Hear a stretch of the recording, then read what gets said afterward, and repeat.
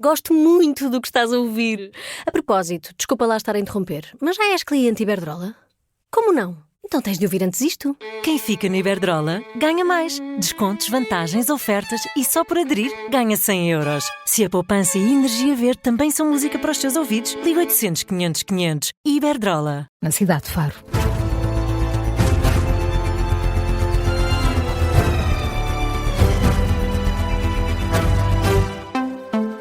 Jornal das 7 na Rádio Observador com Carla Jorge de Carvalho. Aníbal Cavaco Silva declara o apoio a Luís Marques Mendes nas eleições presidenciais e critica Gouveia Melo. Afirma que o almirante não tem qualificações para Belém e alerta mesmo que pode ser um risco de instabilidade. É num artigo de opinião publicado no Observador esta manhã, Cavaco Silva elogia o bom senso e a experiência política de Luís Marques Mendes, o ex-presidente da República e antigo primeiro-ministro. Lembra que conhece bem o candidato apoiado pelo PSD e por isso revela que é nele que vai votar nas eleições de 18 de janeiro. Em sentido contrário, afirma que não conhece Henrique Gouveia Melo e avisa que, precisamente pela falta de experiência política, o almirante será um mau presidente da República. Miguel Gato. Neste artigo de opinião, publicado aqui no Observador, Cavaco Silva começa por destacar que as eleições presidenciais do dia 18 de janeiro surgem numa altura de grande incerteza e complexidade face ao atual contexto internacional e geopolítico. Por isso, afirma que Portugal precisa de um Presidente da República capaz de garantir estabilidade política, de construir pontes e facilitar consensos. O ex-chefe de Estado e também antigo Primeiro-Ministro defende que Luís Marques Mendes é a melhor escolha por ser uma pessoa com bom senso e experiência política. Quanto a Henrique Gouveia Melo, Cavaco Silva elogia o trabalho feito pelo almirante no processo de vacinação da Covid-19, mas ao mesmo tempo afirma que há muitos oficiais das Forças Armadas que também seriam capazes de desempenhar igualmente bem esta tarefa. Cavaco Silva defende que não é o processo de vacinação que qualifica alguém a ser Presidente da República. E Miguel Cavaco Silva vai mais longe e alerta mesmo que Portugal enfrenta um risco de instabilidade se Gouveia Melo for eleito para Belém. Escreve que, em consciência, deve alertar os portugueses para o risco de instabilidade que Portugal pode correr se for eleito um Presidente da República sem as competências e qualificações, referindo-se diretamente a Henrique Gouveia Melo. Destaca também a importância do diálogo com o Governo e com a oposição. Defende que o Presidente da República, o futuro Presidente da República, deve ser capaz de atuar como reserva de último recurso se o país for atingido por uma crise. Cavaco Silva conclui este artigo, publicado no Observador, a dizer que Almirante Gouveia Melo pode ter muitos predicados, mas não possui as qualificações, qualidades para exercer as funções de Presidente da República no quadro internacional incerto e complexo que se perspectiva para os próximos 5 anos. Por isso, considera que Luís Marques Mendes, candidato apoiado pelo PSD, é a escolha certa pela vasta experiência política que apresenta. Miguel Gato com os destaques do artigo de opinião de Aníbal Cavaco Silva, hoje no Observador, intitulado Porque voto em Luís Marques Mendes para Presidente da República. O ex-chefe de Estado e Primeiro-Ministro ignora todos os outros candidatos, foca-se apenas em Marques Mendes e em Henrique Gouveia Melo. De recordar que em setembro, num outro artigo publicado no Expresso, Cavaco Silva já tinha dado pistas sobre o sentido de voto ao destacar a importância da experiência política num candidato a Belém. E este artigo de opinião de Cavaco Silva está em destaque. É a história no site do Observador e vai ser também tema em análise ao longo da edição de hoje das Manhãs 360. Ainda sobre as presidenciais, afinal, António José Seguro assume que é um homem de esquerda.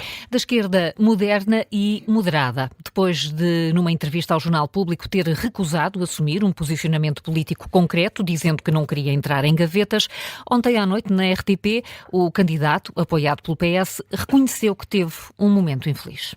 Em relação a essa entrevista, nem sempre nós estamos nos nossos melhores momentos.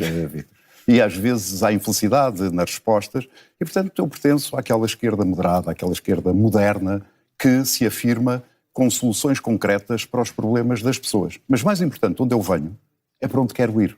E eu quero ser o presidente de todos os portugueses. Afinal, António José Seguro é de esquerda. Nesta entrevista diz também não ter mágoas com membros do Partido Socialista que escolheram não o apoiar na corrida a Belém. Marques Mendes e Gouveia Melo recusaram a proposta de André Ventura. O candidato do Chega propunha fazer um debate para discutir exclusivamente o tema da saúde. O desafio foi lançado ontem a partir da sede do Chega. André Ventura propunha que os candidatos à presidência da República se juntassem para explicar o que pretendem fazer em matéria de saúde se forem eleitos. Marques Mendes recusa. Diz que não vale a pena estar a debater temas que devem ser tratados noutro local. Nós vamos ter dezenas de debates. Portanto, não vale a pena acrescentar mais debates. Neste momento temos é que resolver as questões. Não contam comigo para politiquice. Eu acho que neste momento temos um problema sério. Nós temos um problema de um ambiente crispado com os tarefeiros no âmbito do Serviço Nacional de Saúde. Isso pode criar um problema muito mais sério ainda a acrescentar aos problemas que já existem no Serviço Nacional de Saúde. Não devemos desviar as atenções disto para a politiquice. E por isso, renovo. O apelo, sim, é que o Governo aceite negociar e que os tarefeiros aceitem sentar-se à mesa das negociações. O candidato apoiado pelo PSD a apelar ao Governo para que negocie com os médicos tarefeiros. Também Gouveia Melo recusou o desafio de André Ventura, diz que não quer participar em qualquer tipo de aproveitamento político da situação em que se encontra o SNS. Afinal, o Partido Socialista só vai propor um aumento permanente das pensões se o Governo avançar com bónus no próximo ano. A proposta vai ser hoje apresentada no Parlamento. O Observador teve acesso ao texto. Os socialistas fazem depender o aumento das pensões daquilo que o Governo fizer em 2026. Diz a proposta do PS que se houver algum suplemento extraordinário em função da margem orçamental, como o Governo tem defendido, então esse valor, qualquer que seja, deve tornar-se permanente e ser incluído nas pensões pagas em 2027. Mas aí já não será pago de uma só vez, em forma de bónus, mas sim repartido por cada mês numa atualização efetiva das pensões. O PS garante que esta proposta não põe em causa o equilíbrio das contas públicas. De acordo com os socialistas, não põe, uma vez que o próprio Governo tem afirmado que só avança com o bónus se houver margem orçamental. Ainda assim, a lógica do PS é que o saldo da Segurança Social nunca deve ser posto em causa, mas se houver esse risco, então os socialistas propõem que o Governo prescinda da descida prevista do IRC para financiar o Fundo da Segurança Social. Esta é uma das propostas de alteração ao Orçamento do Estado que o PS vai apresentar hoje no Parlamento. Carla, é o último dia que os partidos têm para o fazer. Até às 6 da tarde é o prazo limite que as bancadas parlamentares têm para propor alterações ao documento. Até ontem, às 8 da noite, já tinham dado entrada na Assembleia da República mais de 1000 propostas. São menos cerca de 300 do que no ano passado, à mesma hora. Desse número, 351 propostas são da iniciativa do Chega, 250 do PCP, 140 do LIVRE e 84 da Iniciativa Liberal. Vai seguir-se depois a votação na especialidade. A votação final global está marcada para daqui a 20 dias, será dia 27 de novembro. O Sindicato Independente dos Médicos não vê com bons olhos uma eventual reunião entre o movimento de tarefeiros e a Ministra da Saúde. O CIM fala num precedente perigoso. Os médicos tarefeiros recuaram na ameaça de paralisar as urgências e adiantam que pediram uma reunião com o Ministro da Saúde para negociar o decreto-lei que prevê cortes no valor pago por hora a estes profissionais. Em comunicado, lamentam o pânico generalizado e infundado que geraram no espaço público, insistem que querem reunir com a Ministra para chegar a um acordo em relação à regulamentação do trabalho à tarefa e a redução do valor pago aos tarefeiros no SNS. Ouvido pela Rádio Observador, o secretário-geral do Sindicato Independente dos Médicos, Nuno Rodrigues, considera que há dúvidas sobre o enquadramento legal destas negociações. Nós achamos isto um precedente perigoso, assim como já o achamos na altura da criação do chamado Grupo Médicos em Luta. Ou seja, não há uma hierarquia, não há uma responsabilização, não há enquadramento legal para isto. Agora, o Ministério da Saúde e a Sr. Ministro da Saúde ouvirá naturalmente quem quiser. Ideia diferente tem a Federação Nacional dos Médicos, que apoia um contacto direto entre trabalhadores e a tutela. O Expresso noticiou ontem que a Ministra da Saúde não pretende receber este movimento de médicos tarefeiros. Ana Paula Martins pretende apenas receber sindicatos e ordens profissionais. O debate entre Rui Costa e João Noronha Lopes volta a ficar marcado por críticas e acusações de parte a parte. Noronha Lopes acusa Rui Costa de viver numa realidade à parte. Já o atual presidente rejeita que o Benfica esteja numa má situação financeira. Foi o último debate entre os dois candidatos antes da segunda volta das presidenciais de amanhã. Modalidades, associativismo, infraestruturas e direitos televisivos foram alguns dos temas discutidos ao longo de mais de 2 horas. O debate transmitido na BTV aqueceu sobretudo quando o tema foram as contas do clube, com acusações de João Noronha Lopes a Rui Costa. Rui Costa vive numa realidade paralela também na questão das cotas. E a questão das cotas, o problema começa também com o facto de Rui Costa não conseguir reter pessoas a trabalhar no Departamento Financeiro do Benfica. Rui Costa teve 4 pessoas a tratar das finanças, desde que foi presidente. Domingos Soares de Oliveira, Luís Mendes, que era seu amigo e que saiu, Jaime Antunes, que ficou com esse pelouro, e agora Nuno Catarino. 4 pessoas. E, portanto, quando temos 4 pessoas, quando se muda de diretores financeiros ou de responsáveis financeiros, como se muda de camisa, como se muda de treinador, obviamente que os resultados não aparecem. Já o atual presidente do Benfica rejeita que o clube esteja numa má situação financeira. Rui Costa diz que é preciso olhar para os números. João Noronha Lopes, o Benfica está a dizer a verdade. Só que não está e continua a ser o clube português com melhores condições financeiras, incomparavelmente com todos os outros. Incomparável com todos os outros. E, portanto, o Benfica fez os investimentos que tinha a fazer. Portanto, não há como... E os números são os números. Portanto, aqui não há a retórica de... Eu nunca tive problemas nenhuns a assumir as minhas responsabilidades naquilo que são erros, ou naquilo que são medidas que não foram corretas, ou que não foram as melhores para o Benfica, mas aqui não há erros. Há uma subida, sim, da dívida líquida, dos tais 95 milhões de euros, mas há uma redução naquilo que é a dívida total do clube. E os números são números, não enganam.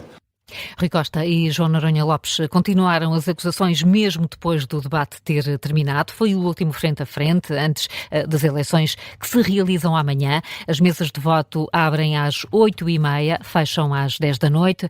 Numa mensagem enviada aos sócios, o Benfica promete cumprir um tempo máximo de espera para votar de 30 minutos. Rui Costa conseguiu 42% dos votos na primeira volta, contra 30% de João Noronha Lopes. São agora 7h11. Carla, que outras notícias marcam esta manhã de sexta-feira? Destaque para a Cimeira do Clima que está a decorrer no Brasil. Um grupo de 49 países, incluindo Portugal, comprometeu-se a combater os incêndios florestais através da prevenção e de uma maior cooperação internacional. Luís Montenegro garante que o governo está comprometido com esta estratégia. A COP30 começou ontem em Belém, no Brasil, e continua hoje.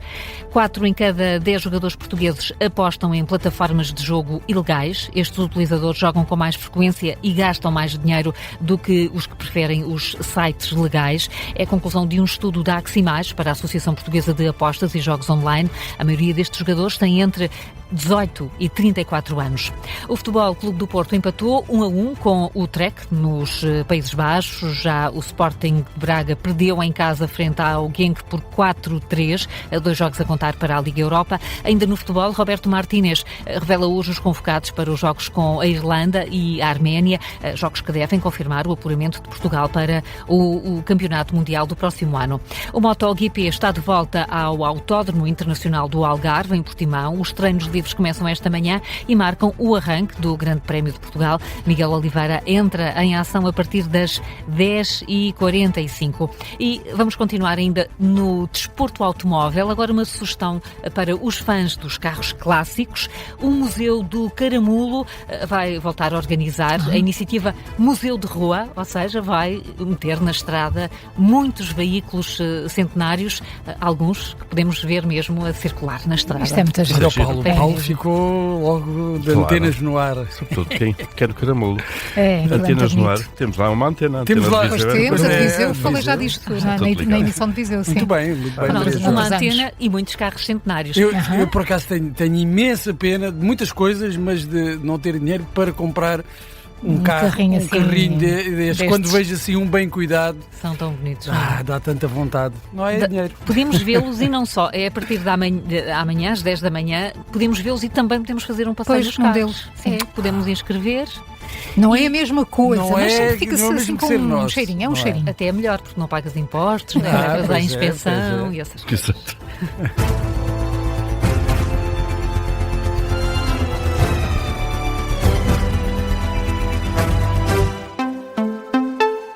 Gosto muito do que estás a ouvir.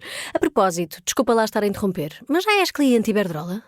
Como não? Então tens de ouvir antes isto. Quem fica na Iberdrola ganha mais. Descontos, vantagens, ofertas e só por aderir ganha 100 euros. Se a poupança e a energia verde também são música para os teus ouvidos, liga 800 500 500. Iberdrola.